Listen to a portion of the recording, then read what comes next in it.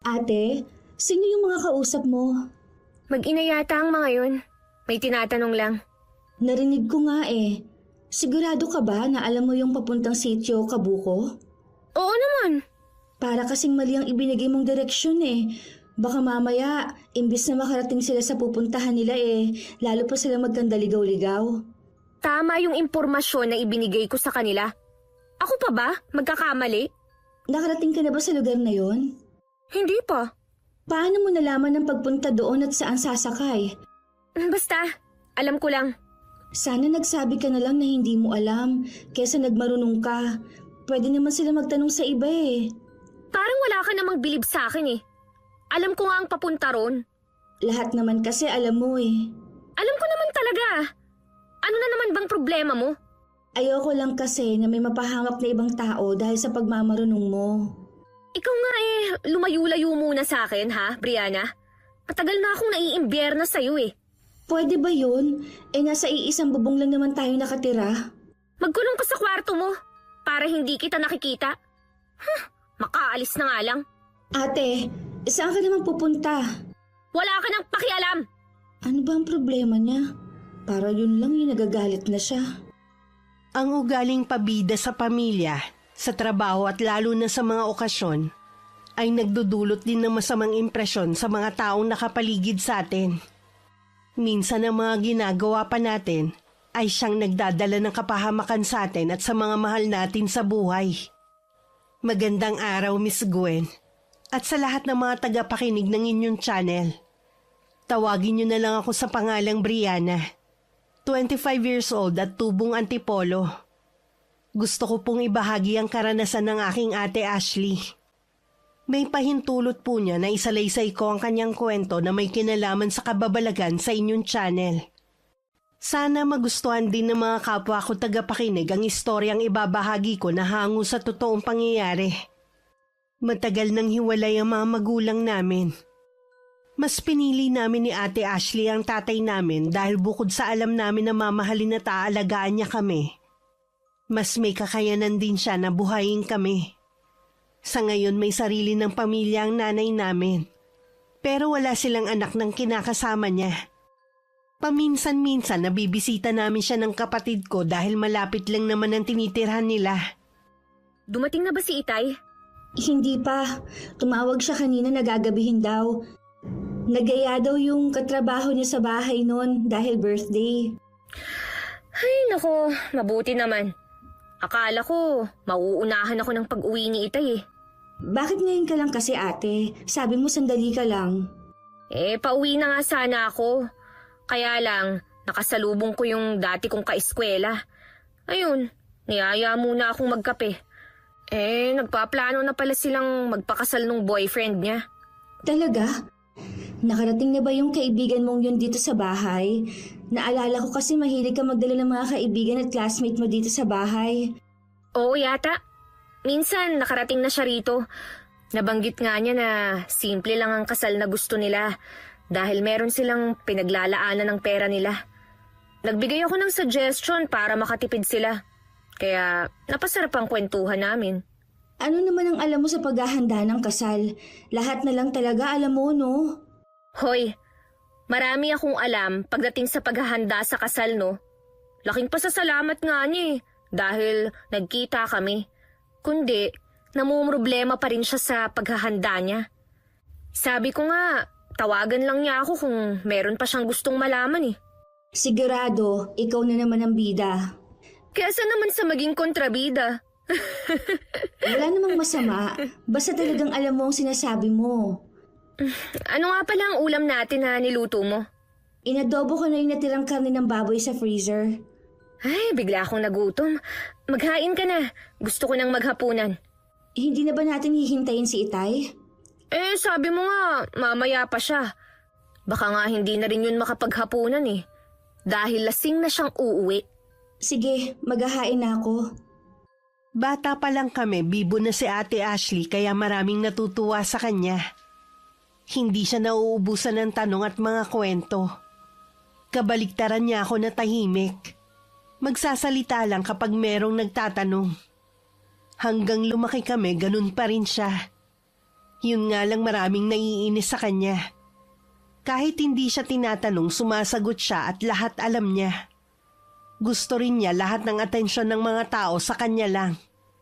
Bilang kapatid, inuunawa ko na lang siya kahit may mga oras na naiinis na rin ako. Tumigil na rin ako sa pag-iimbita ng mga kaibigan ko dahil siya lagi ang pumapapel. Pakiramdam ko na babaliwala ako. Tulog pa ba ang ate mo? Opo, Tay. Anong oras po kayo nakauwi kagabi? Pasado 12:00 na siguro yun. Parang gising pa ang ate mo eh. Bukas pa kasi ang ilaw niya nung dumating ako. Sigurado po yun. Sanay talaga si ate sa puyatan eh. Wala ba nababanggit ang ate mo kung kailan ulit siya magtatrabaho? Naghahanap naman po siya eh. Hindi pa nga lang siya tinatawagan. Kahit po ako, nag-a-apply na rin. Ay, hindi naman sa minamadali ko kayong magkaroon ng trabaho, anak. Kaya lang kasi, 1 taon na lang magre-retiro na ako sa trabaho. Gusto ko lang kasi na nasa maayos na kayong kalagayan. Naiintindihan naman po namin kayo ni ate. Huwag po kayo mag-alala. Bago pa kayo magretiro sa trabaho niyo stable na kami ni ate. Salamat, anak. Nag-almusal ka na ba? Opo, ipaghahain ko na po kayo. Siya nga pala, nabalitaan niyo na ba ng ate mo yung nangyari doon sa mag-inang Dayo? Natagpuan daw na wala ng buhay. Nagkamali daw ng pinuntahang lugar dahil yun daw ang itinuro nung napagtanungan. Sino po ang nagsabi sa inyo at kailan yan nangyari? Ang ninong Nelson mo nagsabi. Kasama ko siya kagabi sa inuman. Saan daw po ba pupunta ang mag-inang yun? Sa sitio Kabuko daw. Napunta naman sila sa sitio Bato. Palagay ng iba, baka daw na-hold up ng sinakyan na tricycle. Di ba nga, liblib na lugar na yun? Kawawa naman po pala sila. Oo nga eh. Tanga naman kasi yung napagtanungan. Bakit maling impormasyon yung ibinigay? Baka hindi rin po alam at nagmamarunong lang. Kaya kayong magkapatid, ha? Huwag kayong magpapagabi sa labas. Delikado na ang panahon ngayon. Ang pinaka-late ko naman po ng uwi 6:00 kapag may lakad ako. Dapat po si ate ang pagsabihan ninyo. Pagsasabihan ko nga rin ang ate mo mamaya. Akala yata niya hindi ko alam na gumagala siya kasama ng mga kaibigan niya at gabi na umuwi. Kain na po kayo. Isasalang ko lang po ang mga marurumi nating damit sa washing machine. Matindi ang kabang nararamdaman ko mula nung banggitin ni Itay ang mag-inang natagpo ang wala ng buhay. Hindi kaya yun ang mag-inang kausap ni Ate Ashley? Nang hindi na ako nakatiis, pinuntahan ko na si ate sa silid niya. Yun nga lang humihilik pa rin siya. Siguradong mamayang hapon pa siya gigising. Lumabas na lang ako at tinuloy ko na ang pag-aayos ng labada. Ang Itay naman nagpaalam na lalabas muna. May kailangan lang daw siyang puntahan. Nang araw kasi na yon, day off niya at lagi talaga siyang lumalabas kapag walang pasok. Itinuon ko na lang ang atensyon ko sa ginagawa ko. Mabuti naman ate, gising ka na. Anong ulam? Nagugutom na ako eh. Nagprito lang ako ng galunggong. Umalis na naman ba si Itay? Oo. Siya nga pala ate. May sasabihin ako sa'yo. Kanina pa nga kita hinihintay magising eh. Anong sasabihin mo? Naalala mo ba yung mag-ina na nagtanong sa'yo nung minsan ate? Kung saan ang sitio, Kabuko? Oo. Anong tungkol sa kanila? Sabi ni Itay, natagpuan daw ang katawan nila na wala ng buhay. Sa sitio, bato daw sila napadpad, hinala ng mga tao. Baka hinold up na nasakyan nilang tricycle driver. Sigurado ka ba dyan? Oo ate, naligaw ang mag-ina dahil mali ang ibinigay mong direksyon. Alam mo naman ang kumakalat na balita tungkol sa sitio bato, di ba? Doon nakatira ang lahat ng mga halangang kaluluwa. Ano? Baka naman nagkakamali ka lang sa balitang nasagap mo. Baka ibang mag-ina yun. Kung hindi ka naniniwala, si Itay na lang ang tanongin mo. Siya naman kasi nagsabi sa akin kanina eh. Loka ka ba? Ayokong malaman niya na ako ang napagtanungan ng mag-inang yun. Hindi mo naman kasi talaga alam ang tinatanong ng mag-ina. Nagmagaling ka lang. Alam ko nga no. Baka sila lang ang naligaw. Dahil hindi nila sinunod ang sinabi ko. kung saan sila dapat sumakay. Sila pa talaga ang sinisi mo. Patay na nga sila eh. Alam nga namang sisihin ko ang sarili ko. Ikaw kasi kahit hindi mo alam, nagmamarunong ka masyado. Pwede ba, Brianna? Wala ka ng bukang bibig kundi yan. Talaga naman kasi na marami akong alam. Hindi lang ako nagmamarunong. O sige na, lahat na alam mo. Binabalaan kita, Brianna, ha? Huwag na huwag mong sasabihin yun kay Itay o sa kahit kanino. Dahil kung hindi, mananagot ka sa akin. Kahit naman hindi yun sabihin sa akin ni Ate Ashley, wala naman akong balak sabihin sa tatay namin ang tungkol sa bagay na yun. Kahit minsan nakakainis na ang ugali niya, hindi ko pa rin magagawang ilaglag siya. Yun na rin naman ang huling beses na napag-usapan namin ang tungkol sa bagay na yun. Gaya ng ibang balita, kusa na rin naman nakalimutan ang pangyayaring yun sa mag-ina.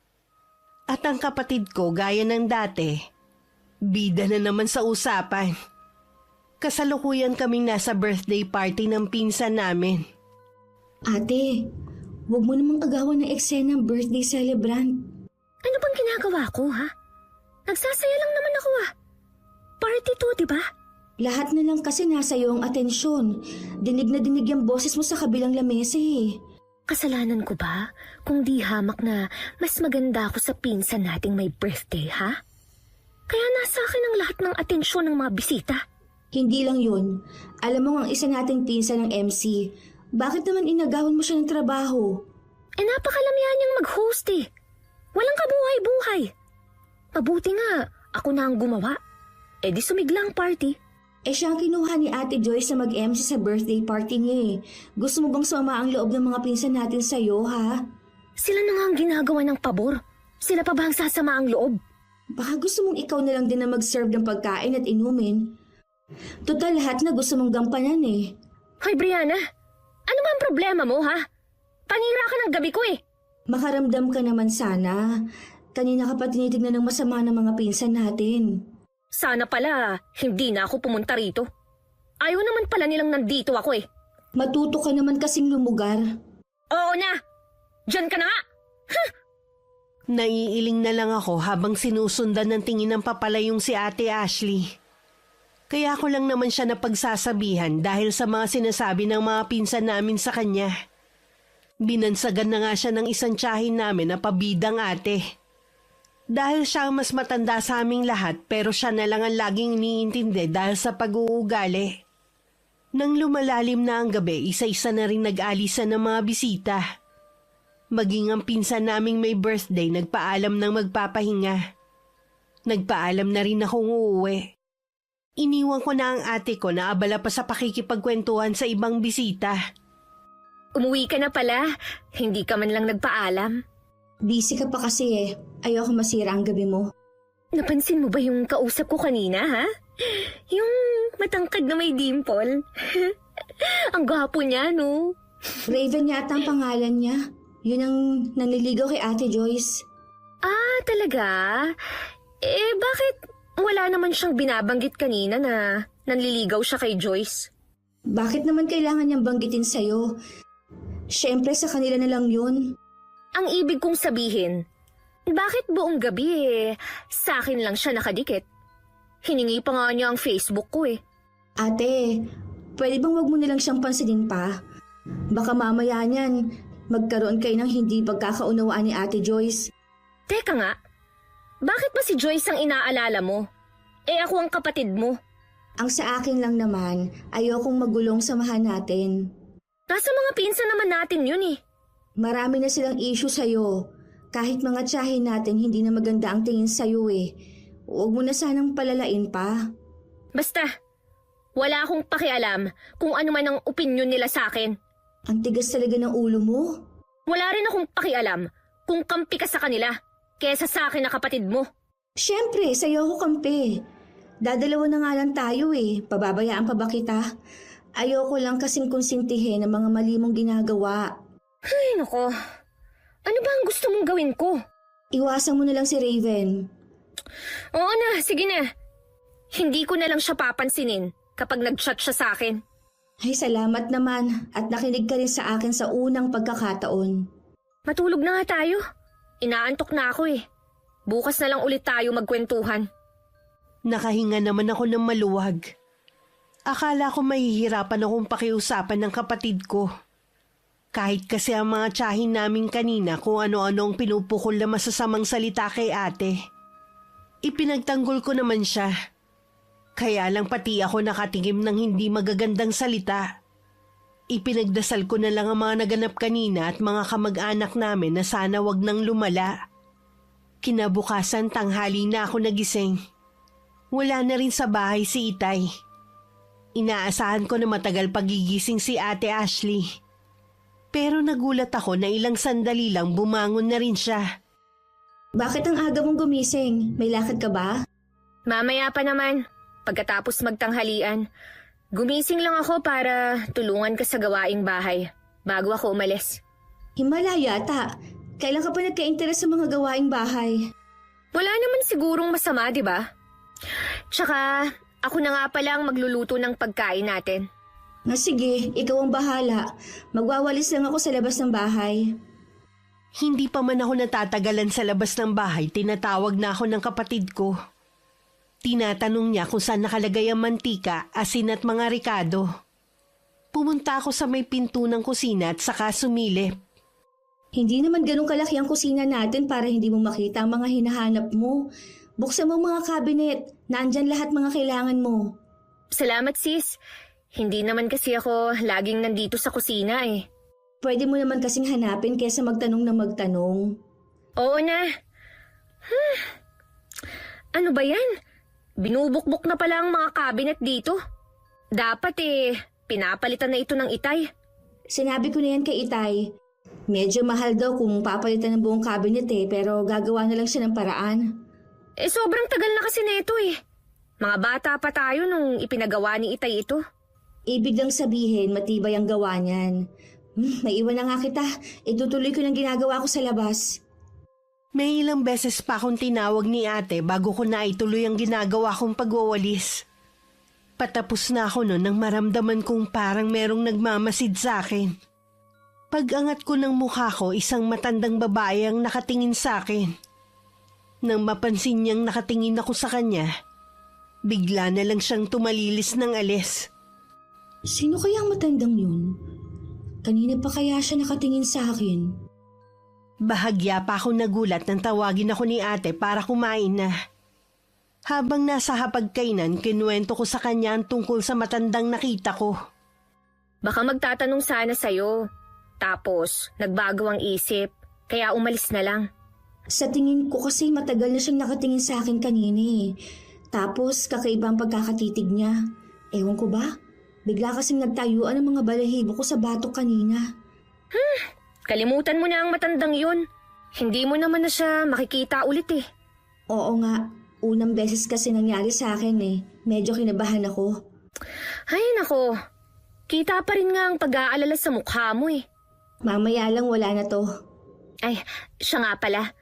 Ikaw nang bahala sa pinagkainan natin ha. Mag-aayos na kasi ako eh. Akala ko ba mamaya ka pa aalis? Kasi tumawag kanina yung kaibigan ko habang nagluluto ako na kung pwede agahan na lang namin ang pagkikita ngayon. Basta huwag ka lang magpapaabot ng gabi. Alam mo naman na delikado na ang panahon ngayon. Yun ang sabi ng Itay. Madilim na siguro ako makakauwi. Pero hindi naman ako aabuti ng hating gabi. Tatawag na lang ako sa'yo. Okay, sige. Mag-iingat ka. Ikaw ba, Brianna? Hindi ka ba naiinip dito sa bahay? Lagi ka na lang nakakulong dito eh. Akala mo lang hindi ako lumalabas. Pero pumupunta ako sa bahay ng mga pinsan natin. Mabuti ka ba? Kasundo mo ang mga yun. Mababait naman sila Kailangan mo lang matutong makisama. Magaling naman akong makisama. Sila lang naman tong maraming issue sa akin eh. Huwag na nga natin yan pag-usapan. O sige, baka masira pa ang araw ko. Maiwan na kita ha. Tapos na naman na akong kumain eh. Dahil wala nang kasalo, nawalan na rin ako ng ganang kumain. Inubos ko na lang ang nasa plato ko at saka na ako nagligpit. Si Ate Ashley naman makalipas ang kalahating oras na pag-aayos sa sarili, nagpaalam ng aalis. Iginugol ko naman ang oras ko sa paghahanap ng trabaho online. Umaasa akong sana matanggap na ako kahit maliit lang ang sahod. Hanggang mapagod, umidlip muna ako. Malapit na nun dumilim nang magising ako. Maaga rin dumating ang itay ng araw na yun. Ang ate mo, Umalis po siya kanina. Sabi ko wag magpapagabi. naghahanap kasi ng accountant yung kaibigan ko. Baka gusto niya mag-apply.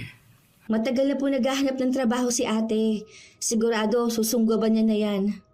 Sana nga tanggapin niya ang trabaho kahit hindi ganun kalaki ang sahod. Gusto ko na kasi maging abala na siya sa trabaho para hindi siya pinag-iinitan ng mga tiyahin niyo. Meron po bang sinasabi ang mga kamag-anak natin kay ate? Oo kinausap ako ni Tita Rose mo. Pangaralan ko raw ng magandang asal ang ate mo.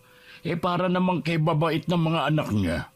Si ate Joyce lang naman po ang mabait sa mga anak niya. Hindi ko alam kung anong problema nila sa ate mo. Magaling naman siya makisama. Dahil ba dun kailangan nilang sabihan ng pabida ang kapatid mo? Kasi po tay, minsan sumusobra na rin po si ate Ashley sa ginagawa niya. Yung ugali po niyang yun ang dahilan kung bakit siya natanggal sa trabaho dati. Ha? Akala ko ba'y kusa siyang umalis dahil toxic ang mga katrabaho niya? Lahat na daw pinapagawa sa kanya kahit hindi na niya trabaho. Yun lang pong dahilan niya sa inyo para hindi kayo magalit. Kuya po ng classmate ko nagpasok sa kanya doon kaya ko po nalaman. Siya po ang toxic sa mga katrabaho niya. Ikaw ba'y may problema din sa ugali ng ate mo? Minsan po, kaya pinagpapasensyahan ko na lang po siya. Kahit ano naman po ang mangyari, kapatid ko pa rin po siya eh. Tama yan. Kahit ikaw ang mas bata, kung ikaw naman ang masigit na nakakaunawa, intindihin mo na lang ang ate mo. Kakausapin niyo po ba? Hindi ko pa nga alam Kaya lang sabi ng Tita Rose mo, galit daw ang mga pinsan niyo sa ate mo. Ano ba kasi nangyari sa birthday ni Joyce? Marami po, tay. Hindi niyo lang po napansin kasi late na kayo dumating. At ang mga pinsan ninyong lalaki ang kausap ninyo noon. Kaya hindi niyo po napansin ang tensyon. Kaya nga sabihin mo sa akin. Una po, kinuha niya po ang atensyon ng mga bisita. Imbis na ang atensyon nila na kay Ate Joyce. Inagawan din po niya ng mic ang isa naming pinsan. At siya ang naging MC nung gabing yun. Para nga pong siya ang may birthday Kinausap po ako ng mga pinsan namin. Kaya pinagsabihan ko po siya nung gabi na yon. Kaya lang, nagtalo lang kami. Kaya pala maaga kang umuwi nung gabing yun. Sa tingin ko po, tay, nasira ni ate ang gabing yun ni Ate Joyce. Baka po yun ang dahilan kung bakit nagagalit si Tita Rose. Sa sobrang kaabalahan ko rin sa trabaho, hindi ko na kayo nasusubaybayan. Pasensya ka na anak ha. Hindi naman po kayo nagkulang sa amin. Baka po yun na talaga ang ugali ni ate. Nakuha niya sa nanay niyo ang ugali niyang yon at sa akin naman ang ugali mo. Sana po magbago na si Ate Ashley. Masakit din po kasi sa akin ang mga sinasabi nilang hindi maganda Kapag may ginawa o may nagalit ulit sa ate mo, sabihin mo sa akin ha. Ako na ang bahalang umayos. Opo, tay. Nagluluto pa lang ako nang tumawag si Ate Ashley na pauwi na. Pero wag na raw namin siya hintayin sa hapunan dahil busog pa naman siya. Hanggang makatapos na lang kami ng hapunan, hindi pa rin siya nakakauwi. Patingin-tingin na rin si Itay sa orasan sa dingding. Nang hindi na makatiis, sumilip na siya sa bintana. Kanina pa nagsabi na pauwi na raw siya pero hanggang ngayon wala pa rin. Ngayon lang naman po nangyari ang ganito. Kapag kasi tumatawag si ate na pauwi na, madalas nasa kanto na siya at nag-aabang niya ng tricycle. Tawagan mo nga ulit ang ate mo. Nag-chat na po ako sa kanya pero tatawagan ko na rin. Hindi po kaya meron lang siyang dinaanan? Maaga pa naman kung tutuusin. Sana tumawag uli siya kung malilate siya ng uwi. Ayaw pong sagutin ni ate. Lalabas muna ako. Dito ko na lang siya hihintayin. Ilang beses pa akong tumawag pero puro ring lang ang naririnig ko sa kabilang linya. Sumilip din ako sa labas ng bintana. Nakita ko din si Itay na hindi mapakali at palakad-lakad. Nang malobat ang cellphone ko, tinigil ko na ang pagtawag. Lalabas na sana ako ng bahay para samahan si Itay na makarinig ako ng humintong tricycle sa tapat namin. Pagsilip ko sa may bintana, si Ate Ashley ang dumating. O tay, bakit po kayo nandito sa labas ng bahay? Kanina pa kasi kami nag-aalala sa iyo Sabi mo kasi pauwi ka na. Pauwi na naman po talaga ako eh. Kaya lang po, nasira yung sinasakyan kong tricycle. Lahat po ng dumadaan punuan ng sakay. Sana nag-reply ka man lang o tumawag ulit. Pasensya na po tay ha. Nasa bag ko kasi yung cellphone ko eh. Hindi ko na po talaga inilabas to. Dahil mahirap na. Lalo na nasa nakakatakot na lugar po ako. Nag-iingat lang naman po akong ma-hold up. Kumain ka na ba? Opo. Tara na sa loob. Meron din kasi akong sasabihin sa iyo. Ako na nagbukas ng pinto nang malapit na sila. Nakahinga naman ako ng maluwag nang makita kong ayos na si ate. Nang sulyapan ko si Itay, maaliwalas na ang mukha niya. Hindi katulad kanina na bakas ang pag-aalala. Baka nagugutom ka, ate. Ipaghahain kita. Wag na sis. Busog pa ako eh. Titingnan ko mamaya kung magugutom ako. Ano nga po palang sasabihin niyo sa akin, Tay? Naghahanap kasi ng accountant ang kaibigan ko. Baka gusto mong tanggapin ang trabaho. Yun nga lang, maliit ang sahod kumpara sa dati mong pinapasukan na company. Sige po, Tay. Susubukan ko. Naiinip na rin po kasi ako dito sa bahay eh. Tatawagan ko ng kaibigan ko ngayon. Maiwan ko na muna kayo, ha? Talaga bang nasiraan lang ang sinasakyan mong tricycle? Ang totoo niyan, may nangyari. Ano naman? Habang namamasyal kami ni Raven, may biglang matandang lumapit sa amin. Hindi ko maintindihan ang sinasabi niya. Tapos nung nasa paradahan na ako ng tricycle, nagpakita na naman siya. Mabuti na lang, hindi pa umaalis si Raven. Nagpalipas muna kami ng oras hanggat hindi umaalis ang matandang yun. Sandali lang, ate. Magkasama kayo ni Raven? Akala ko ba, ate, nag-usap na tayo? Naiiwasan mo na lang siya alang-alang kay Ate Joyce. Ang kulit niya eh. Tsaka wala namang masama kung makikipagkaibigan siya sa akin eh. Ate naman, hindi na maganda ang tingin ng mga kamag-anak natin sa'yo. Wala akong pakialam sa kanila, no? Kailangan nating makisama para kapag nangailangan tayo ng tulong, pwede natin silang malapitan. Itaga mo sa bato, Brianna. Hindi ako hihingi ng tulong sa kanila. Huwag ka sana magsalita ng tapos, ate. Mabuti pa nga siguro. Putulin na natin ang koneksyon sa kanila eh. Sinasabi mo lang yan dahil kay Raven. Hindi mo malang naisip ang mararamdaman ng pinsan natin. Sinabi na ni Raven na wala na siyang interest kay Joyce. Mas di hamak daw kasi akong maganda. Pala kaibigan at nakasundo ko agad ang mga kaibigan niya. Hindi katulad ng pinsan natin. Masyadong mahiyain. Oh, bakit ka na naman umiiling-iling dyan? Wala. Hindi ko kasi alam kung hanggang kailan kita may pagtatanggol eh. Hindi mo naman ako kailangang ipagtanggol. Kaya ko ang sarili ko. Hindi na lang ako sumagot. Isa pa sa ugali ni ate ang hindi nagpapatalo kahit siya ang mali. Ilang sandali pa bumalik na si Itay na abot tenga ang ngiti. Masama naman ang tingin sa akin ni ate na parang wina-warningan ako. Nakausap ko na ang kaibigan kong si Ronnie. Bukas daw ng 9:00 ng umaga, pumunta ka na sa opisina niya, anak. Sige po, Tay. Pupunta po ako bukas. Matutulog na po ako, Tay. Inaantok na po kasi ako. Ang aga pa para matulog, ah. Mabigat po kasi ang pakiramdam ko eh. Itutulog ko na lang po ito, Tay. Sige. Magpahinga ka na nga. Mag-uusap lang kami ng ate mo. Good night po sa inyo. Ano kaya ang problema ng kapatid mo? Bigla siyang tumamlay eh. Baka nga po inaantok lang. O di kaya po naiinggit. Dahil magkakaroon na ako ng trabaho. Ay, hindi naman kasi pwede ang kursong natapos niya sa trabahong inaalok sa iyo ng kaibigan ko. Tsaka bata pa naman po siya eh. Makakahanap din siya. Oo nga. Ay, paano? Magpahinga ka na rin. Sige po, Tay. Pinili na rin ni Itay na wag banggitin kay Ate Ashley ang tungkol sa mga reklamo sa kanya ng mga tiyahin namin. Umaasa kasi siya kapag nagkaroon na ng trabaho ang kapatid ko, magbabago rin ang ugali nito. Naisip niyang sa edad na 25, isip bata pa rin si ate. At hindi pa rin marunong magsaalang-alang sa nararamdaman ng ibang tao.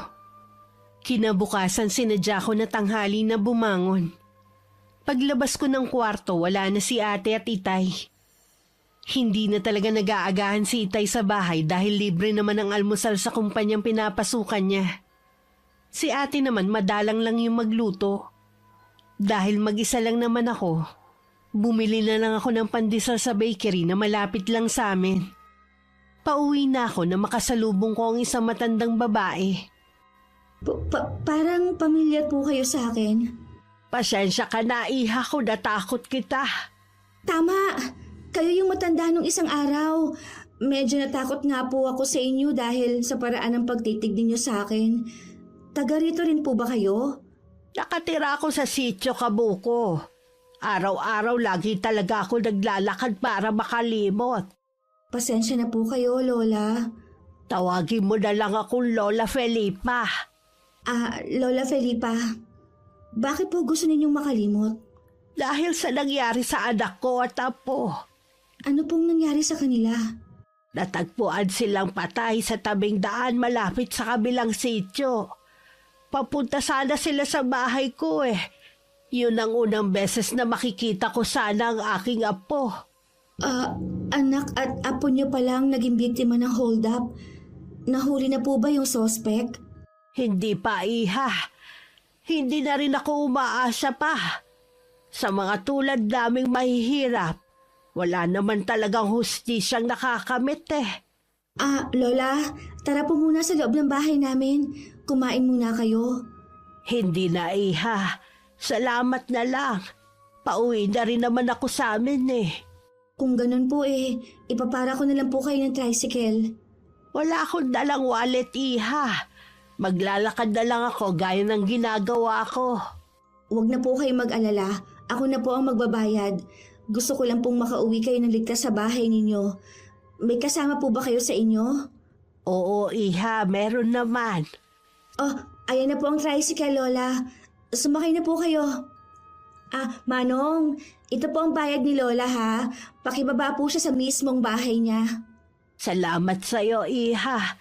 Pagpalain ka sa kabaitan mo. Mag-ingat po kayo, Lola. Tinanaw ko pa ang papalayong tricycle na sinasakyan ni Lola Felipa. Hindi ako umaalis sa kinatatayuan ko hanggat nakikita ko pa ito. Sa di kalayuan, nakatanaw pala sa akin si Tita Rose. Akmang papasok na ako sa gate namin nang tawagin niya ako. Tita Rose, kayo po pala. Nasaan na ang pabida mong kapatid, ha? Umalis po siya kanina para mag-apply ng trabaho. Pakisabi sa kanya wag na siya ulit tutungtong sa pamamahay namin kahit may okasyon. Bakit naman po? Alam ko na mabait ka, pero hindi ang ate mo. Alam na namin na nagkikita sila ni Raven. Masyadong nasaktan ng anak ko dahil sa ginawa niya at maging nung birthday nito. Pasensya na po, Tita Rose, sa mga ginagawa ni ate. Wala na tayong magagawa. Hindi na naman siya magbabago eh. Pinagsasabihan naman po namin siya ni Itay. Siya nga pala. Huwag ka basta-basta makikipag-usap sa mga hindi mo kilala. Nakita kasi kita na nakikipag-usap dun sa matanda. Baka yun pa ang magdala sa inyo sa mas malaking kapahamakan. Naging palaisipan sa akin ang mga sinabi ni Tita Rose. Biglang sumagi sa akin na matandang babae. Mukha naman siyang mabait. At bakas pa ang matinding lungkot sa kanyang mga mata. Bigla ko naisip kung alam kaya nito na may kinalaman ng kapatid ko sa pagkapahamak ng mag-ina. Nalungkot din ako dahil nagkaroon na ng lamat ang relasyon namin kay na Tita Rose dahil sa ginawa ni Ate Ashley. Kung hindi na pala welcome ang kapatid ko sa bahay nila, mapipilitan na rin akong wag dumalo kahit imbitahin pa nila ako. Mas lalo ko tuloy minadali ang paghahanap ng trabaho. Parang ayoko na kasing mamalagi sa bahay dahil lalo lang ako mag-iisip. Mukhang masaya ka yata ngayon ha? Natanggap na po ako sa trabaho, Tay. Nakapasa po ako sa interview kanina. Masaya ako para sa iyo, anak. Ano magiging trabaho mo? Sa call center po, Tay. Katulad ba yan ng trabaho ng pinsan mong si Kay? Opo, Tay. Balita ako malaki sahod dyan Kaya lang laging puyat. Ayos lang, Tay. Hindi naman ako laging panggabi eh. Kahit papano panatag na ako kapag nagretiro na ako. Baka kasi hindi sumapat ang pensyon ko sa ating tatlo. Sabi ko naman po sa inyo, huwag niyo na kaming alalahanin ni Ate Ashley. Ay siya nga pala, birthday ng tito mo sa linggo. Pwede ba na kapag lumabas ka pakibili mo ako ng paboritong alak niya? Yan kasi yung riregalo ko Tay, inimbita po ba tayo? Hindi naman tayo ibang tao para hintayin pang imbitahan. Lagi naman tayong pumupunta sa kanila kapag may okasyon. Kasi po, Tay, nakausap ko si Tita Rose nung isang araw. Si ate ang hinahanap po niya, pero ako kasi ang nakita niya sa labas. Meron ba siyang sinabi?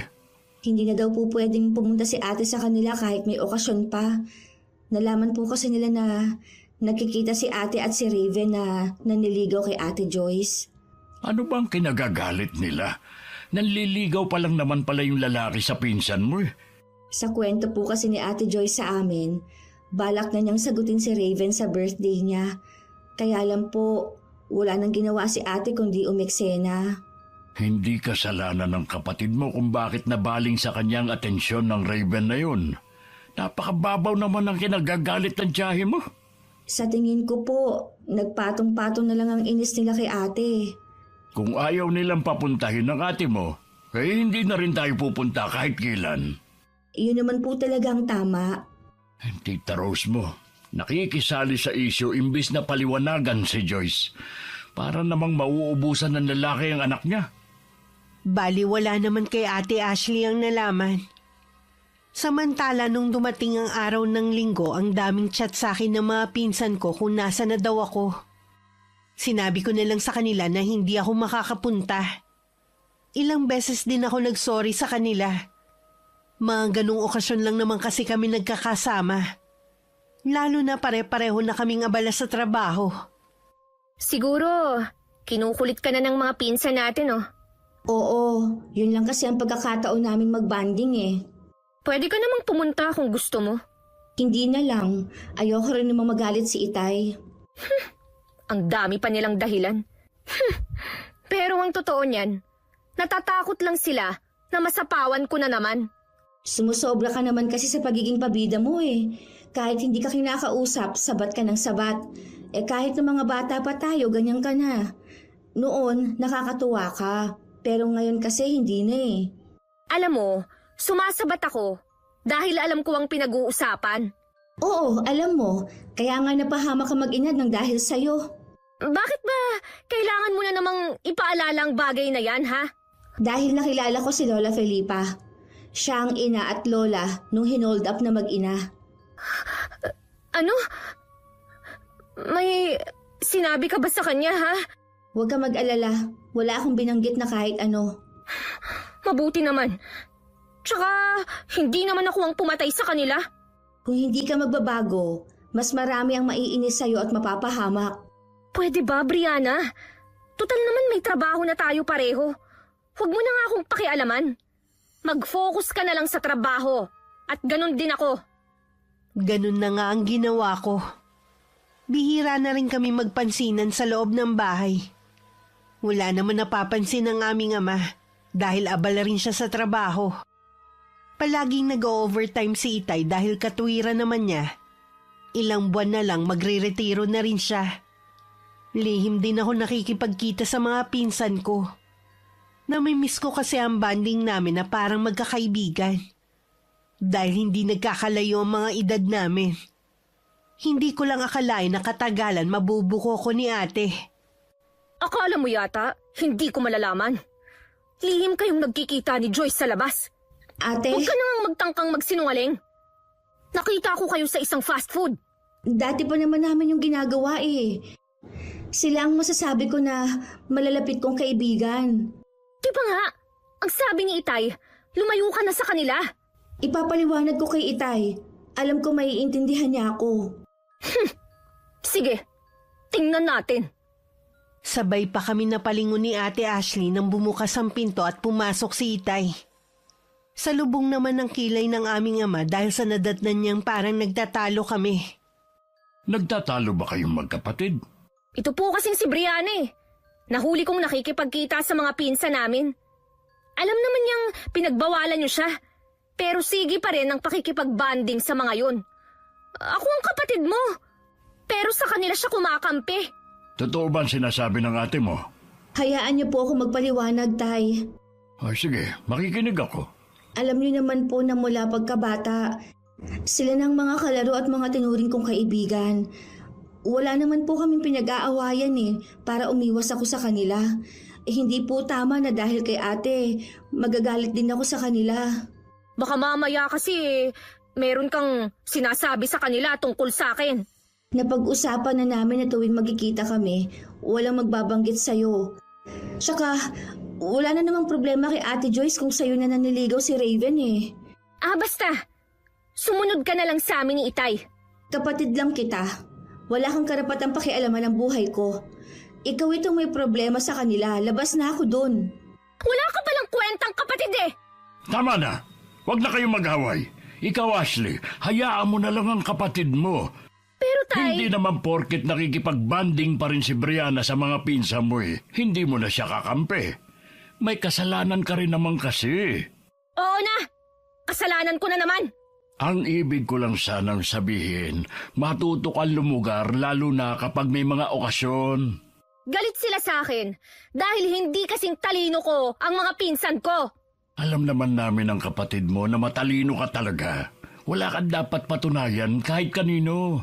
Bahala ka na nga sa buhay mo, Brianna. Huwag ko lang talagang mababalitaan na meron silang sinasabi sa likod ko. Sinisiguro ko sa'yo, ate, na walang sinasabi laban sa'yo. Alam kong galit pa rin sa akin si ate. Hindi ako sanay na para bang laging may pader sa pagitan namin. Kaya ako na ang unang lumapit sa kanya pero umiiwas siya. Napansin na rin yun ni Itay dahil kahit sa kanya umiiwas si ate. Para din kaming hangin na dinadaan-daanan niya. Ilang buwan pa lang si ate sa trabaho niya pero pagdating ko sa bahay nadatnan kong nagtatalo sila ni Itay. Ano pong nangyayari dito? Huwag kang mangialam dito! Isa ka pa eh! Bakit ka ba nagagalit, ha? Brianna, iwan mo muna kami ng ate mo. Meron lang kaming mahalagang pinag-uusapan. Sige po, Tay. Hindi man lang kita nakitaan ng pagsisisi sa ginawa mo. Wala naman po akong ginagawang masama eh. Anong wala? Nakakahiya kaya yung ginawa mo sa meeting nila. Hindi ka naman kasama doon. Gusto ko lang naman pong makatulong sa kaibigan nyo. Kaya lang nga hindi ka nakatulong. Palpak ang ginawa mo. Nagbakaw tuloy ang investor dahil sa'yo. Galit na galit ang kaibigan ko at baka masira ang pagkakaibigan namin nang dahil sa'yo. Sorry, Tay. Hindi ko naman alam na ganun ang mangyayari eh. Wala na tayong magagawa. Humingi ka na lang ng tawad sa ginawa mo. Hindi na po ako babalik dun. Wala na akong mukhang ihaharap sa kanila. Sige, ako na lang makikipag-usap sa kanya. Naiiling na lang ako matapos ko yun marinig. Hindi na rin naman ako nagulat dahil gawain na niya yun kahit noon pa. Hindi ko nga lang maintindihan kung bakit parang hindi nadadala si ate. May napahamak na nga, hihintayin pa ba niya na may mapahamak ulit dahil sa kanya? 1 linggo nang tambay si Ate Ashley sa bahay. Hindi ko alam kung may balak pa ba siyang mag-apply ng ibang trabaho. Habang nasa sala ko, nilapitan niya ako at kinausap. Hiring ba sa inyo, sis? Ha? Hindi ko alam Bakit? Mag-a-apply sana ako eh. Sige. Magtatanong ako. Nakakainggit ka kasi dahil ang laki ng sahod mo. Yun nga lang, laging puyat. Ayos lang yan. Basta kumikita. Siya nga pala. Pasensya ka na sa akin, ha? Ayos lang, te. Sanay naman na ako Promise, aayusin ko na ang trabaho ko. Hindi na ako magmamagaling kahit na magaling naman talaga ako. Ate, kung gusto mo talaga magtagal sa trabaho, hindi lang dapat sa trabaho magaling, kundi kung paano mo ilulugar ang sarili mo para wala kang maapakang tao. Oo na. Gusto ko na rin namang maregular sa trabaho eh. Gusto ko kasing makaipon. Kaya mo naman yan. Oo nga pala. Saan mo nabili yung cellphone mo? Sa mall. Ako, dapat nagsabi ka sa akin. May alam ako na maganda tsaka mura lang na bilihan ng cellphone. Sigurado na napamahal ka pa dyan. Okay na rin na sa mall ako bumili. Baka kasi maloko pa ako at peke ang mabili ko kung basta na lang akong bibili sa labas. Alam ko naman kung sino ang mga legit na seller, no? Sayang din kasi yung matitipid mo sana eh. Ganito na lang. Kapag may kakilala ka na gustong bumili ng cellphone gaya ng sayo, sabihan mo ko ha? Oo, te. Maiba nga pala ako. Nakikita mo pa ba yung matandang sinasabi mo? Oo, naglalakad siya minsan. Madalas ko siyang makita kapag papasok na ako sa trabaho. Hindi kaya may sira yun sa utak? Bakit siya lakad ng lakad? Mukha namang matino si Lola Felipa dahil nakausap ko siya. Kahit ano naman ang gawin niya, hindi na maibabalik ang mag-inang yun. Alam naman niya yon. Hindi nga lang ganun kadaling tanggapin dahil pagkatapos ng ilang taon, noon lang sila makikita ng kanyang anak at unang beses din niya makikita ang apo. Ang malas naman niya pala. Malas talaga dahil ikaw ang napagtanungan. Ito naman eh, huwag mo na nga akong sisihin. Ang sabihin mo, hanggang dun na lang talaga ang buhay nila. Hanggang ngayon, naaawa pa rin ako sa kanila. Lalo na dun sa matanda. Sige, hindi na kita aabalahin sa pamamahinga mo. Nang pumasok ako sa trabaho, nalaman kong hiring ang kumpanya namin. Nagtanong na rin ako sa HR kung pwede bang mag-apply ang kapatid ko. Pwede naman daw pero hindi kami pwedeng magka-team. Kailangan hiwalay ng department. Habang pauwi ako, bigla ako natakam sa pianono.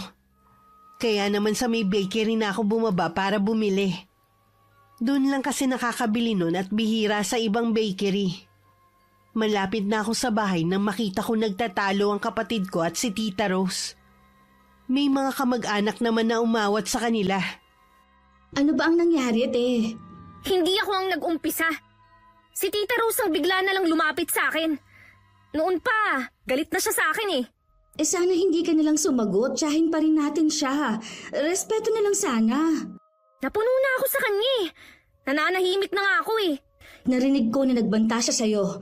Baka mamaya sa sobrang galit niya ano na ang magawa niya sa'yo. Hindi naman ako natatakot sa kanya, no? Subukan niya lang talaga. Ano ba kasi ang pinagmula ng away niyo? Kung ano-ano kasi ang pangiinsultong sinabi niya eh. Hindi ko alam kung paano niya nalaman ang tungkol sa dati kong trabaho. Sana kahit anong galit mo, hindi mo pinatulan si Tita Rose. Lalo ko lang tuloy mapapasama. Alam mo namang kampi sa kanya ang mga kamag-anak natin eh. Wala na akong pakialam pa. Hindi mo man lang inisip ang itay natin. Hindi naman siguro magagalit sa akin si Itay. Tsaka, ipinagtanggol ko lang naman ang sarili ko eh. May maganda pa naman ako ibabalita sa'yo. Ano yun? Hiring ba sa inyo? At pwede akong mag-apply? Oo, magkaiba nga lang tayo ng department. Ayos lang yan. Basta makapasok ako sa company nyo. Gumanda naman ang mood ni Ate Ashley.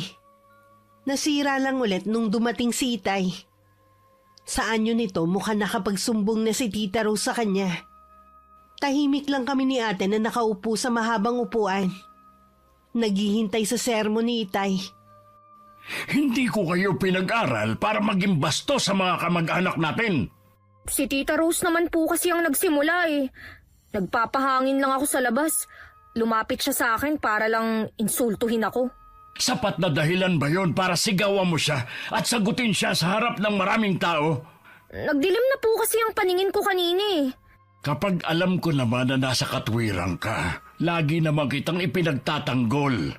Dahil sa ginawa mong to, para mo na rin sinabi na totoong inaakusan nila sa'yo. Sorry po, Tay. Huwag ka sa akin mag-sorry. pumunta ka sa Tita Rose mo at humingi ka sa kanya ng dispensa. Sa taas ng pride nun, hindi yun tatanggap ng sorry ko. Kahit paano, subukan mo. Ayoko po, Tay.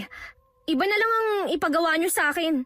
Talagang paiirali mo na naman ang katigasan ng ulo mo, ha? Wala nga po akong kasalanan. Kahit wala kang kasalanan, bilang respeto na lang sa tita mo, ikaw na ang magpakumbaba. Hindi po ako lalapit sa kanya. Kahit ano po ang mangyari. Ashley! Ashley, bumalik ka rito! Huwag kang bastos! Nag-uusap pa tayo! Ashley! Hayaan niyo na lang po si ate. Maiisip rin po niya ang mga mali niyang ginagawa. Ay, naging bulag ako sa mga maling ginagawa ng ate mo. Baka akala niya dahil hindi ko siya pinapagalitan noon, tama na lahat ng ginagawa niya. Ako na lang po ang pupunta kay Tita Rose at hihingi ng dispensa sa ginawa ni ate. Magpalipas ka muna ng ilang araw. Baka ikaw pa mapagbalingan ng galit ng tiyahin mo. Kilala ko ang hipag kong yun. Sige po, Tay. Huwag na po kayo magalit. Baka kayo naman po ang mapano. Gaya ng bili ni Itay, nagpalipas muna ako ng ilang araw bago ko pumunta sa bahay ni Tita Rose. Pero hindi ko siya matsyempohang nasa kanila. Hanggang umabot na ng 1 linggo. Nakapasok na rin si ate sa kumpanyang pinapasukan ko. Dahil magkaiba kami ng department, wala akong balita sa kanya. At hindi rin kami nagkakasabay ng pagpasok at pag-uwi. Gaya ng ginagawa ko bago umuwi ng bahay, dumadaan ako sa bakery. Habang naglalakad pa uwi sa di kalayuan, nakita ko si Lola Felipa at Tita Rose na nag-uusap.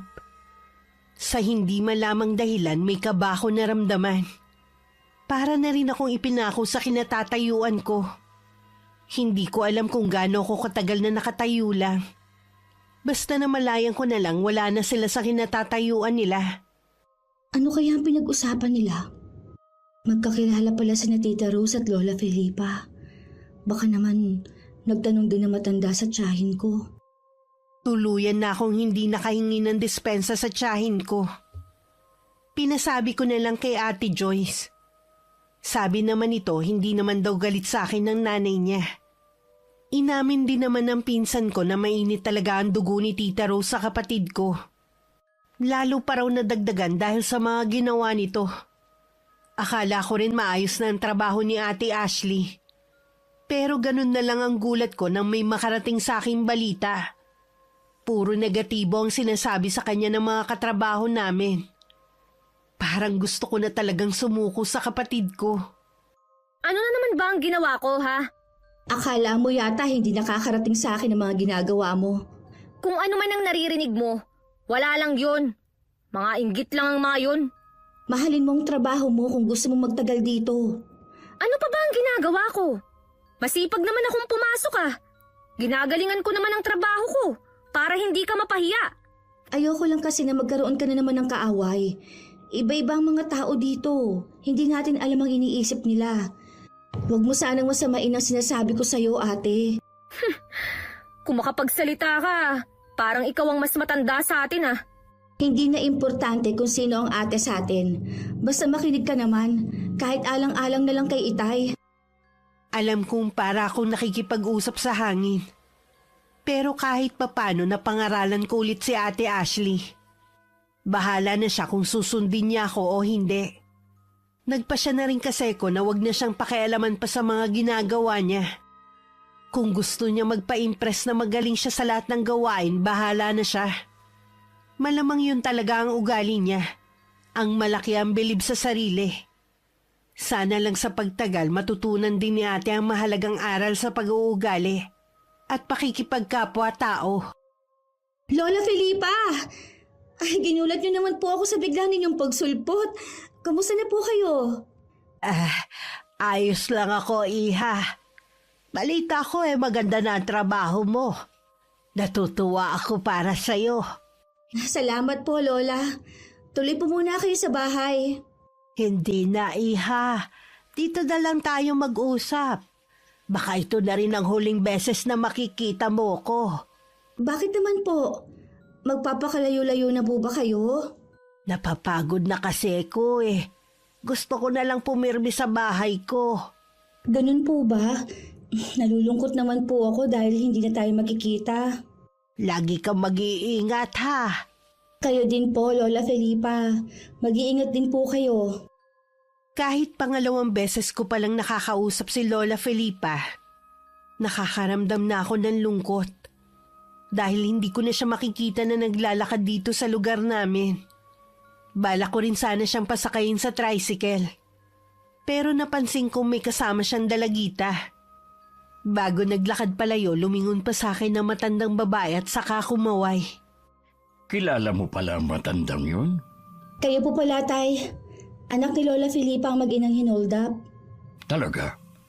Kaya siguro bigla na naman siyang lumabas sa bahay niya. Matagal na kasi nung huli ko makita ang matandang yun eh.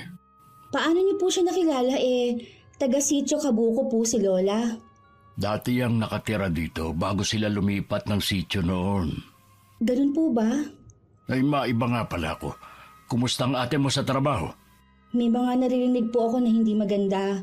Pero ayoko naman pong makialam sa kanya. Matanda na po siya para malaman ang ginagawa niya.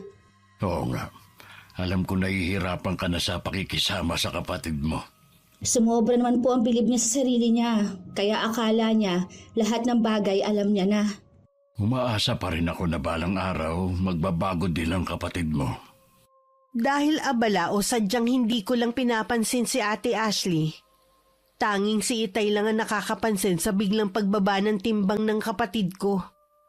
Hindi na rin nakatiis si Itay na hindi siya kausapin. Dahil pakiramdam niya may sakit na si ate. Ashley, may sakit ka ba na hindi sinasabi sa amin? Wala po, Tay. Bakit yun naman naitanong? Ang laki kasi ng ipinayat mo eh. Para kang hindi kumakain. Ano ba kayo, Tay? Ayos lang po ako. Bakit hindi mo tignan na sarili mo sa salamin na makita mo ang itsura mo? Lagi naman po akong nananalamin eh. Ang nakikita ko po ang napakaganda niyong anak.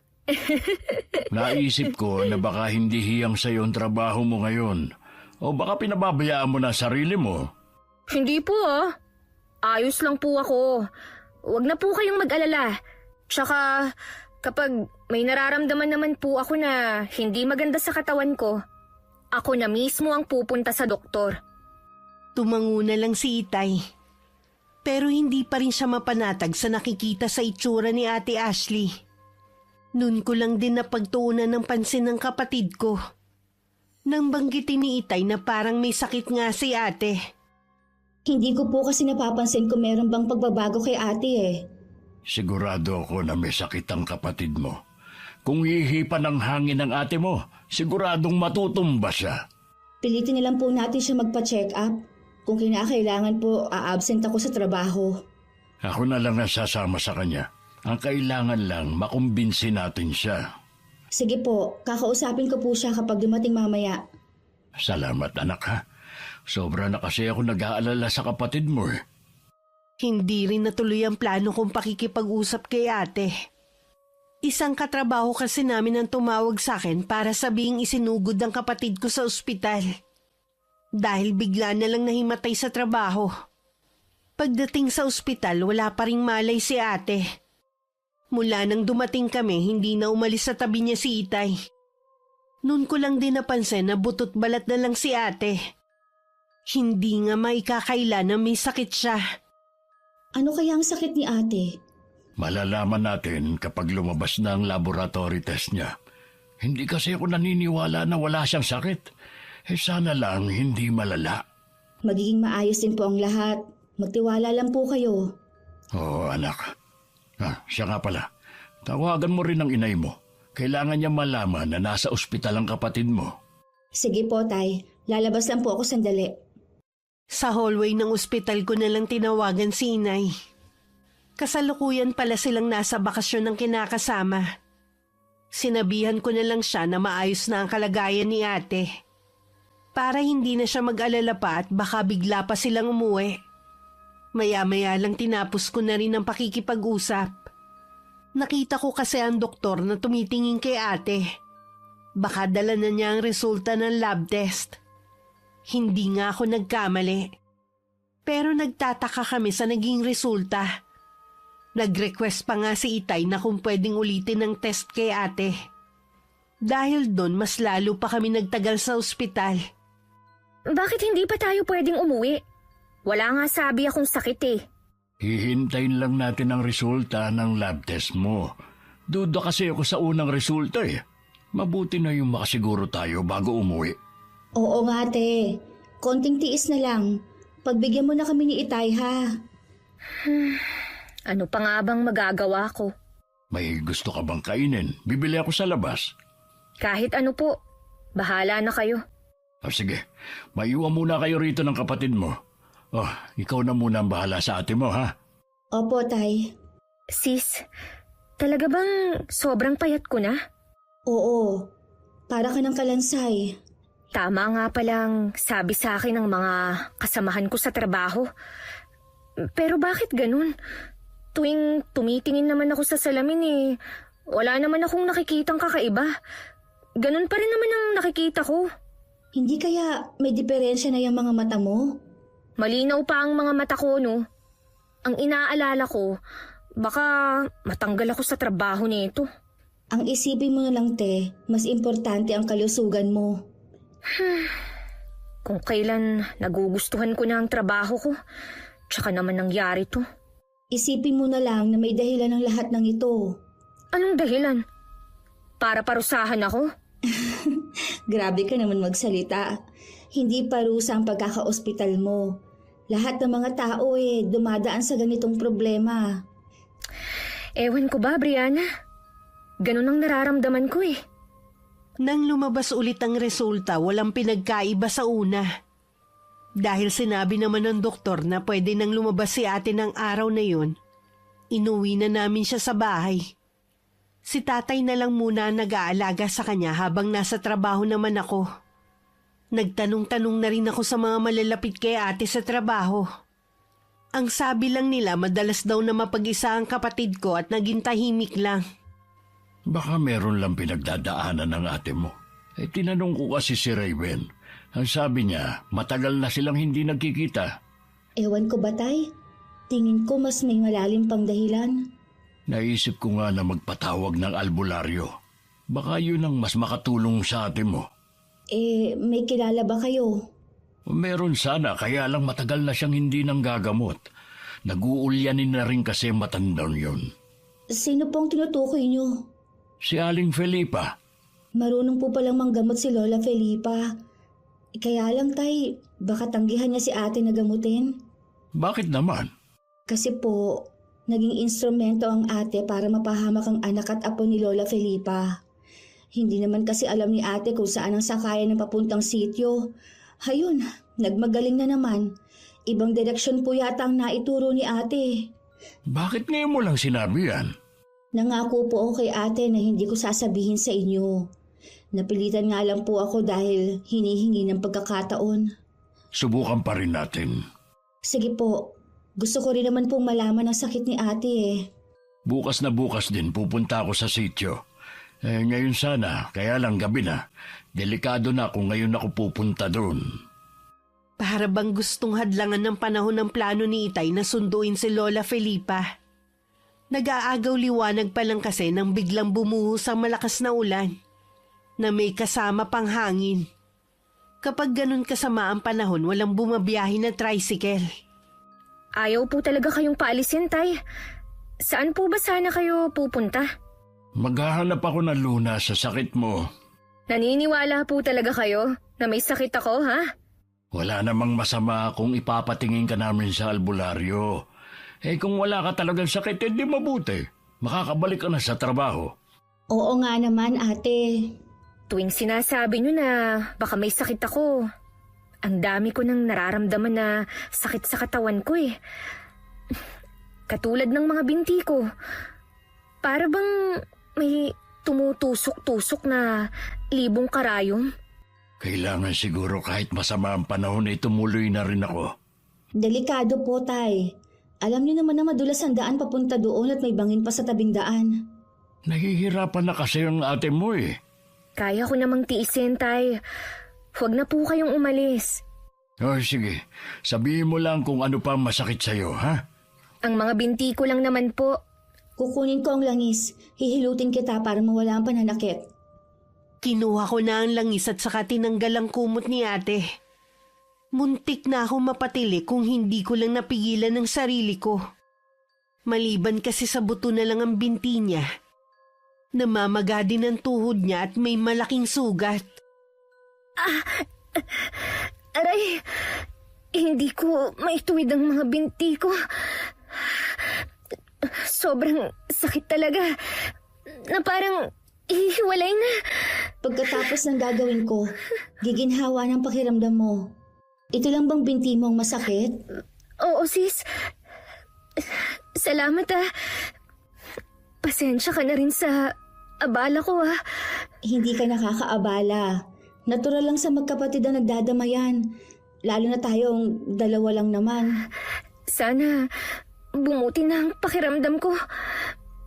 Gusto pa kitang ilibre sa paborito mong restaurant. Yan ang unang beses na ililibre mo ako kung sakaling matutuloy.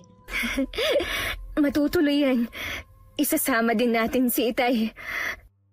Naiiyak na lang ako habang nakikinig sa kapatid ko. Ilang sandali pa nakatulog na siya. Pero bakas pa rin sa mukha ang sakit na iniinda niya. Nung gabi hindi kami nakatulog ni Itay dahil sa pagbabantay kay ate. Umiiyak kasi siya at may pagkakataon pang napapasigaw. Lahat na ginawa namin para guminhawa ang pakiramdam ni ate. Pero wala pa ring epekto yun. Wala kami nagawa kundi painumin na lang ng pampatulog si ate. Nang mahimbing na siyang natutulog, tsaka ako lumabas ng kwarto niya. Kumusta na ang kapatid mo? Ayos naman po siya. Natutulog na ngayon. Ay, salamat naman at maayos na siya. Ako na ang bahala sa mga kapitbahay nating magtatanong bukas kung anong ingay dito sa bahay natin. Magtapat nga po kayo. May ideya na ba kayo kung anong nangyayari kay ate? Imposible kasi na hindi makita ng doktor ang sakit niya. 2 beses natin siyang pinatingnan pero pareho po ang resulta. Hindi pa kasi ako sigurado. Pero palagay ko, may kumukulam sa ate mo. Yun din ang pilit na sumisiksik sa isipan ko pero ayoko lang tanggapin. Huwag mo munang sasabihin sa kapatid mo kapag nagising siya bukas. Opo, Tay. Baka hindi rin siya maniwala eh. Kinabukasan gumanda na ang pakiramdam ni Ate Ashley. Pero namumutla pa rin siya. Nagagawa na rin niyang maglakad-lakad. Kailangan lang na may aalalay sa kanya. Malakas na din siyang kumain. Nawala rin ang pag-aalala namin ni Itay sa kanya kahit papano. Nang gumanda na ang panahon, umalis na si Itay papuntang Sitio Kabuko. Habang papunta nga sa lugar, maraming sumasagi sa isip ni Itay katulad na lang ng mga sinasabi ng mga taga samin. Pero pagdating doon, pinabulaanan nun lahat ng mga nakakatakot na sinasabi sa lugar. Mababait naman ang mga residente. At itinuro agad ang bahay ni Lola Felipa. Sino ka nga, iho? Ay, tawagin niyo na lang po akong Daniel. Kahit anong piga ko sa utak ko, hindi kita maalala. Ano bang kailangan mo sa akin? Gusto ko po sanang ipatingin sa inyo ang anak kong may sakit. Bakit sa akin? Hindi naman ako doktor. Alam ko po, pero magaling po kayong albularya noong araw. Magbabaka sakali po ako na baka pwede po kayong manggamot. Ayoko mangako ha, dahil matanda na ako eh. Malaking tulong po sa akin kung sasama kayo at kung papayag ang mga anak at apo nyo. Tumango naman ang mga kasama niya sa bahay na yun. Mukha din silang mababait. Ang isa sa kanila siya pa ang nag-ayos ng mga gamit ng matandang babae. Isang dalagita naman ang sumama sa kanila bilang alalay ni Lola Felipa. Nakahinga na ng maluwag si Itay habang pabalik na sa bahay namin. Nang mga sandaling yun, pumasok na ulit sa kwarto si Ate Ashley. Dumadaing kasi siya na giniginaw. Dahil nga siguro halos butot balat na lang siya kaya ang bilis niyang ginawin. Bakit wala pa si Itay? Huwag kang mainip. Darating rin yun. Naiinip na ako. Gusto ko na bumalik sa dati. Kaya lang, kapag ganito ang itsura ko, tatanggapin pa kaya ako sa trabaho? Bakit hindi? Ang kailangan mo lang naman magpagaling. May nakakaalam ba sa mga kamag-anak natin ng kalagayan ko? Wala. Ayaw kasi ni Itay na ipaalam. Hindi naman daw kasi makakatulong sa atin. Ang bait talaga ni Itay. Gusto lang niya akong protektahan laban sa mga mapanghusga nating kamag-anak. Huwag mo muna silang isipin. May nabasa ako, kapag daw may sakit o may nararamdaman sa katawan, kailangan lang daw na positibo mag-isip at iwasan din ang magalit. Hindi ko lang kasi maiwasan eh. Alam ko na hindi rin maganda ang naging tingin mo sa akin. Inayunan mo rin sila na ganun akong klase ng tao. Tapos naman na yun Huwag na nating pag-usapan pa. May narinig akong tumigil na tricycle. Sigurado si Itay na yon. Lumabas ako at sinalubong ko si Itay at Lola Filipa na hindi na nagulat nang makita ko. Habang nasa biyahe, nabanggit na ni Itay ang tungkol sa akin. Pagdating sa loob ng bahay, pinaupo ko muna ang mga bisita at inalok ng maiinom. Maligamgam na tubig lang ang hiningi ng matandang babae. Salamat po, Lola, na pumayag kayo na gamutin ng kapatid ko. Kahit ang dami ko na nakakalimutan, ayoko pa rin tanggihan ang mga humihingi ng tulong sa akin. Sana po, mapagaling ninyo si Ate Ashley. Gusto na po niyang makabalik sa dati niyang buhay. Gagawin ko ang lahat. Nabanggitan ng Itay mo na nagkakahinala na siya kung anong karamdaman ng kapatid mo. Tayo na, puntahan na natin siya. Iginiya ko na si Lola Filipa sa kwarto kung saan naroon ang kapatid ko. Nakasunod naman sa amin ang dalagitan niyang apo. Si tatay naman kasalukuyang nasa kusina ng mga sandaling yun. Napasukan naming nakapikit si ate at bakas na naman ang sakit sa mukha niya. Nang tawagin ko ang pangalan niya, tsaka siya nagmulat ng mga mata. Biglang nanlaki ang mga mata niya nang makita si Lola Felipa. Anong ginagawa ng matandang yan dito? Paalisin mo siya! Ate, siya si Lola Felipa. Tutulungan ka niya gumaling. Paalisin mo siya, Brianna! Walang magagawa ang matandang yan! Siya ang kunikwento ko sa'yo na matanda na naggugulo sa akin habang kasama ko si Raven! Natatandaan ko na nga. Pasensya ka na, iha, sa inasal ko noon, ha? Gusto ko lang naman kasing alisin ang itim na mahika na bumabalot sa'yo noon na pwedeng magpahamak sa'yo. Sinungaling! Lumayas ka rito! Huminahon ka naman, ate. Huwag ka sumigaw dyan. Kung gusto mo akong huminahon, palabasin mo siya rito! Nasaan na ba si Itay? Bakit niya hinayaan na makapasok ang matandang yan dito sa kwarto ko? Lalabas muna kami ng apo ko. Bumalik na kayo sa pinanggalingan niyo! Ate, ayaw mo bang gumaling ka, ha? Doktor ang kailangan ko at hindi ang matandang yon. Siya ba ang sinundo ng Itay? Oo, siya nga. Hindi ako makapaniwala na magagawa ni Itay na ipagkatiwala ako sa isang matandang baliw. Ate naman, nasa labas lang sila. Baka mamaya marinig ka. Wala akong pakialam! Lagi ka namang ganyan. Sarili mo lang ang iniisip mo Samantalang ikaw naman ang may kasalanan kung bakit ka nagkakaganyan. Hindi ko naman ginusto na magkasakit ako Hindi nga, pero dahil sa ugali mo. Kaya merong kumulam sa'yo. May nagbigay sa'yo ng sakit. Kaya sana naman makipagtulungan ka na para gumaling ka na. Sabi ko na nga ba? Yun din ang naiisip ko. Kung ganun, tatawagin ko na si Lola Felipa. Ayoko nga sa kanya! Namimili ka pa talaga. Tanging siya lang ang makakatulong sa'yo. Kung ayaw mo, di wag. Bahala ka na nga sa buhay mo. Hindi mo man lang iniisip ang kapakanan namin. Gusto mo bumalik sa normal ang buhay mo. Ganon din kami. Gusto ko na rin makapagtrabaho.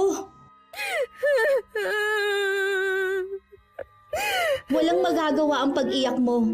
Kailangan mo rin tulungan ang sarili mo. Sa inis ko, iniwan ko si ate na umiiyak. Siya na nga ang gusto naming tulungan, siya pa ang nag-iinarte.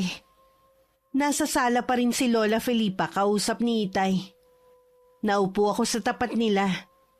Nagpaalam naman si Itay na kakausapin ng kapatid ko.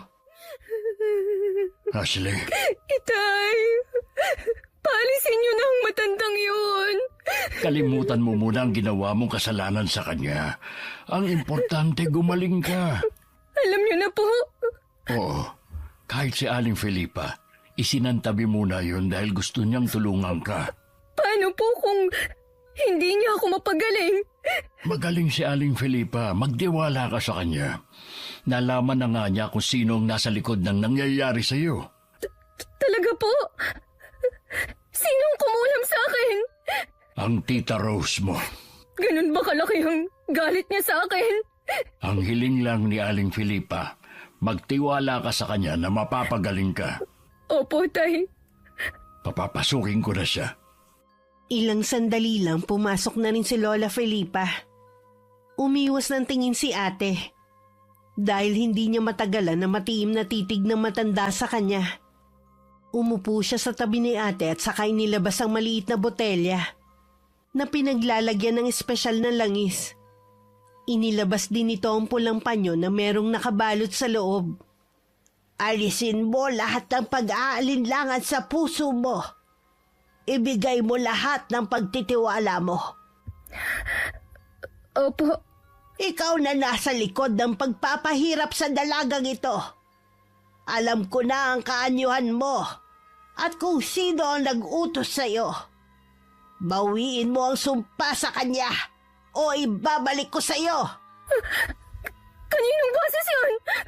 Nakakatakot! Kung ganon, ayaw mo makipagkasundo na lang sa akin para lubayan ang dalagang ito. Wala na akong magagawa kung yan ang gusto mo. Inumpisahan ng bigkasin ni Lola Felipa sa wikang Latin ng orasyon na madalas niyang ginagamit para ibalik sa kalaban ng sumpang iginawad kay ate. Sa ginagawa nito, parang hinihigop ang buong lakas ni Ate Ashley. Nawalan siya ng malay dahil hindi na niya kinaya. Patuloy naman ang manggagamot sa kanyang ginagawa. Hindi ko siya isusuko sa iyo! Kahit buhay ko pa ang maging kapalit! Naiyak naman ako dahil sa kabila ng nagawang kasalanan sa kanya ni ate. Ginagawa pa rin niya lahat para lang gumaling ang kapatid ko. Lumipas ang ilang oras, naririnig pa rin namin ang orasyon ni Lola Felipa. Mukhang hindi rin sumusuko ang kumukulam kay ate. Bakit hindi pa niya pabayaan ng ate? Sa tindi ng galit niya, gusto pa niyang pahirapan ang kapatid mo. Ang sama naman niya. Bakit gano'n si Tita Rose? Hindi naman siya mismo ang gumawa. Nagbayad lang siya para pahirapan ang kapatid mo. Sa pagkakataong ito, siya ang sumisira ng samahan ng pamilya natin at hindi si ate. Naalala ko tuloy ang pagbabanta niya kay ate. Ito pala ang plano niya. Palagay ko hindi rin niya inaasahan na ganito ang mangyayari. Baka gusto lang niya naturuan ng leksyon ng kapatid mo pero hindi niya alam kung gaano kadelikado. Kahit ano pa po ang dahilan niya, hindi pa rin tama ang ginawa niya. O saan ka pupunta, Brianna? Babalik din po ako kaagad. Pinuntahan ko ang bahay ni na Tita Rose pero wala siya doon. Nagtataka naman si Ate Joyce kung bakit ko hinahanap ang nanay nila. Pinili ko na lang na manahimik. Wala namang kinalaman ng mga pinsan ko sa ginawa ng kanilang ina. Hindi na kailangan na madamay pa sila. Pakisabi na lang kay Tita Rose na sana maayos na ang gusot sa pagitan nila ni ate. Pamilya pa rin tayo. Hindi tama na nag-aaway tayo dahil lang sa maliit na bagay. Lingid sa akin, nasa loob lang ng bahay si Tita Rose at narinig ang sinabi ko. Sa isip niya nagpapasalamat siya. Dahil hindi ko siya ibinuko sa mga anak niya. Sa kabilang banda, naiintindihan ko rin siya dahil sa pagmamahal niya sa kanyang mga anak. Kaya nakagawa siya ng isang bagay na alam ko naman na pinagsisisihan na niya. Marami namang pagkakataon na naging mabuti siya sa amin. Lalo na nung iniwan kami ni Inay. Pagbalik sa bahay, nasa sala na ulit si Lola Felipa. Hapong-hapo ang kanyang anyo. Hindi na dapat siya napapagod sa kanyang edad. Magaling na ang kapatid mo. Kailangan lang niya ng pahinga. Maraming salamat po sa inyo, Lola Felipa. Pasensya na po kung napagod kayo. Wala ito, iha. Ang mas importante, ligtas na ang kapatid mo. Lola, may itatanong sana ako sa inyo. Ano yon, iha? Nakita ko po kayo noon na nag-uusap ni Tita Rose. Ano po ang pinag-usapan ninyo noon? Siya ang nagsabi sa ginawa ng ate mo. Nagalit ako nung una sa nalaman ko. Pero sa bandang huli, pinatawad ko na lang ang kapatid mo. Maraming salamat po. Napakabuti po ninyo. Sa bawat pagkakamali natin, may natututunan tayo. Naniniwala ako na nagising na sa katotohanan si Ashley.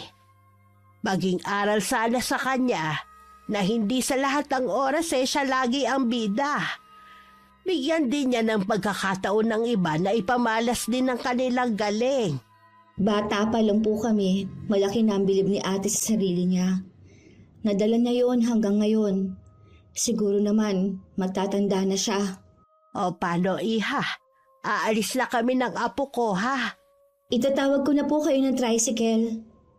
Habang nakatanaw sa papalayong tricycle na sinasakyan ng maglola, pinlano ko nang lagi kong dadalawin si Lola Felipa sa kanila. Pumasok lang ako sa loob ng bahay nang mawala na sa paningin ko ang sinasakyan nila. Napasukan ko nagising na si Ate Ashley. Mabilis ko siyang nilapitan at niyakapan ng mahigpit. Salamat sis ha. Dahil sa inyo ni Itay, gumaling ako. Hindi mo kailangan magpasalamat. Mahal ka namin ni Itay, kaya lahat gagawin namin. Nag-usap na kami ng ate mo. Hindi na namin ipapaalam kay Tito Enrico nyo ang ginawa ng asawa niya. Basta makita lang namin ng ate mo na nagsisisi siya sa ginawa niya. Kilala po natin si Tita Rose. Isipin na lang po natin ang mga ginawa niyang kabutihan sa atin noon. Siguro, ganoon lang ang isang ina. Nakakagawa ng kamalian kapag ang anak na ang nasasaktan. Balang araw, magiging nanay rin tayo. Tsaka natin siya mas lalong mauunawaan. Araw ng linggo ngayon, pumunta tayo sa simbahan para makapagpasalamat sa Diyos. Kaya mo na ba maglakad, ate? Oo, bumalik na naman ang lakas ko. Hindi namin nakalain na makikita namin si Tita Rose at ang buong pamilya niya sa simbahan. Lumapit si ate sa kanya at nag-usap sila. Nagyakapan pa sila at alam namin na nagkapatawaran na silang dalawa.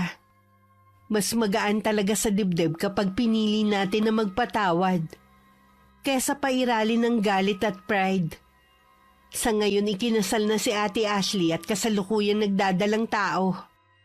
Ako naman sa ibang kumpanya na nagtatrabaho at nakatira pa rin sa bahay ni Itay na 3 taon ng retirado. Pareho kami excited sa pagdating ng bagong miyembro ng aming pamilya. Maraming salamat po sa pagpili ng kwento naming magkapatid, Miss Gwen. Sana kapulutan ng aral ng mga tagapakinig ninyo ang istoryang ibinahagi sa araw na ito. Wakas,